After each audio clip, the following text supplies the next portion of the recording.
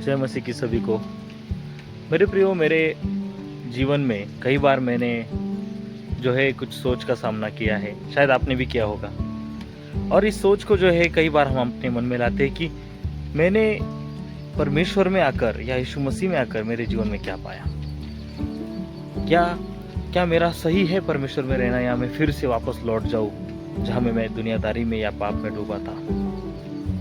और मेरे प्रियो, यूहन्ना का सुसमाचार 6 अध्याय में हमें ऐसा एक भाग देखने को मिलता है जब चेले प्रभु यीशु मसीह के साथ चल रहे थे और वहां पे प्रभु यीशु मसीह ने एक प्रस्ताव उनके सामने रखा था कि जो कोई मेरे देह को खाएगा, मेरे लहू को, यानी मेरा जो कवेनन है, जो वाचा मैंने बांधी, उसका भाग बनेगा, उसे ही मेरे में जो है सहभागिता मिलेगी। और हम इस भाग को देखते हैं कि ये लिविंग इन क्राइस्ट, मसीह में बने रहना और मसीह का भाग बनना है ना, मसीह को लेकर जीवन में जीना, इसके विषय में है। तो ये ऐसी परिस्थिति में हम कई बार हमारे इस सोच को जो है ऐसी हालत में रखकर निराशा में लेके जाते हैं, और जिस बात की कोई वैल्यू नहीं ना, हम दुनिया की कोई भी बात की तुलना मसीह के इस जीवन के साथ कर सकते हैं, उसके साथ हम इसकी तुलना करने की अपने समझ से, सोच से कोशिश करते हैं।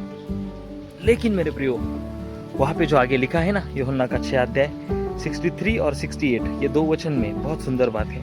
एक तो कहता है कि देह से कोई लाभ नहीं है, और लिखा है कि आत्मा जो है उसमें जीवन है।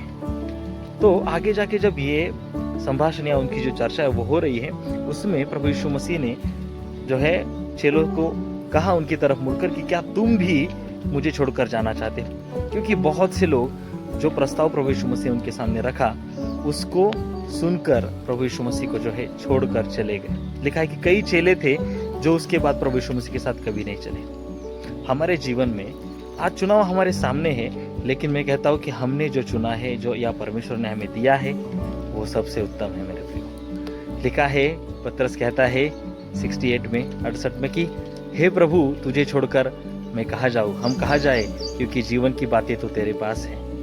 मेरे प्रियो, दुनिया में आप कहीं भी जाओगे, अगर ये सोच भी हमारे मन में आती है ना उसको छोड़कर जाने की, तो भी हम सोच नहीं सकते, क्योंकि जीवन की बातें उसे छोड़ कहा है सिर्फ उसके पास है, और इसी जीवन की बात ने तो हमें उसकी ओर लाया है। मेरे प्रियो, बस इन बातों में बने रहो।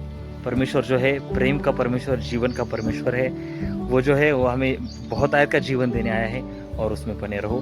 परमेश्वर आपको बहुत आयत से आशीषित करे। जय मसीह।